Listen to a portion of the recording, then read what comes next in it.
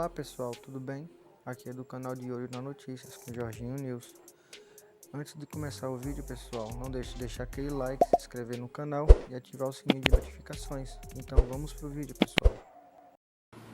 Doutor, o cenário que o senhor encontrou lá, todos os passageiros ainda, obviamente, dentro da aeronave, todos eles no mesmo estado ali, o senhor atestou a morte deles ainda dentro da aeronave, tudo indica que são politraumatismos que provocaram as mortes. A gente conversava agora há pouco com um especialista em aviação que cogitou a possibilidade de uma desaceleração também ter causado a morte desses passageiros. Ali, pelo que o senhor encontrou, o que o senhor imagina que tenha provocado a morte deles?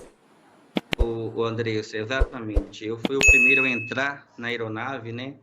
Quando eu entrei cerca da porta estava o produtor caído ao solo e a Marília estava logo do lado, meio que sentada a poltrona, e logo em seguida estava a outra vítima.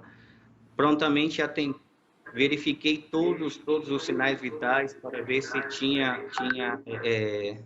se contava com vida, que essa era a nossa esperança, né?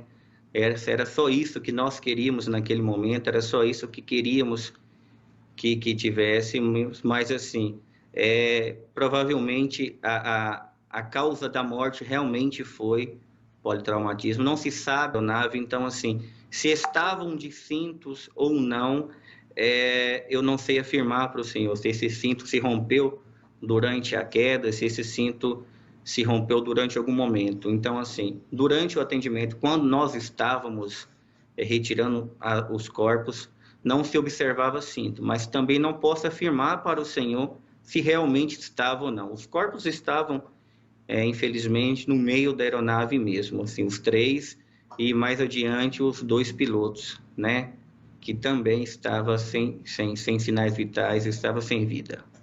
Num primeiro momento ali, a gente olhando a imagem do avião, parecia que ele estava ainda em bom estado, o que inclusive fez com que a gente acreditasse de fato que haveria sobrevivente. A primeira informação é de que ela estaria bem, a informação veio da assessoria de imprensa, e pelo fato até de não ter tido uma explosão, a gente olhando aqui de fora parecia que a aeronave estava em boas condições e que de fato poderia ter tido algum sobrevivente. O que o senhor encontrou lá dentro, o senhor acha que seria possível ter algum sobrevivente diante do que houve de estrago internamente na aeronave? Um abraço.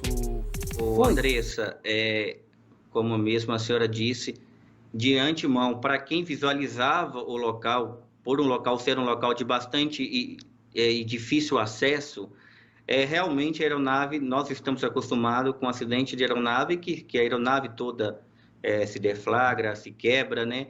E assim, pelo que estava dentro da aeronave, pela a situação que eu me deparei dentro da aeronave, é quase impossível estar com vida. Assim, a aeronave estava bastante danificada, bastante quebrada, tinha pertences, malas sobre as vítimas. Então, assim, por fora realmente parecia que o estrago não foi tão grande, mas por dentro a aeronave estava bastante danificada. E assim, era muito difícil pelo estado interno da aeronave ter alguém com vida.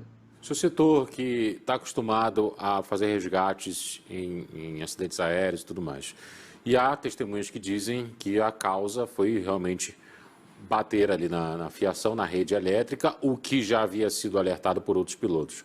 É o primeiro acidente do tipo do qual o senhor trabalha, de aeronave que bate na rede de alta tensão?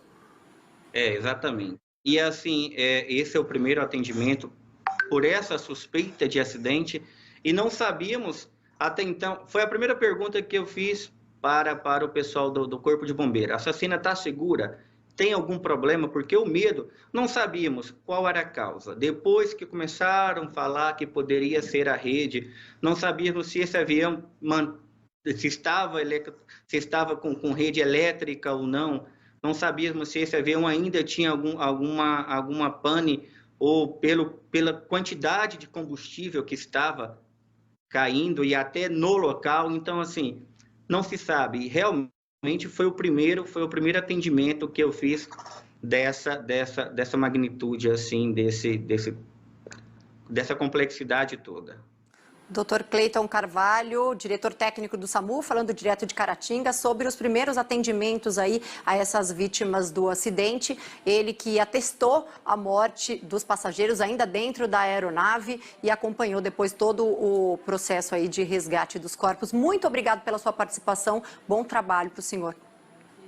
Imagina, me coloca à disposição. Obrigado a vocês.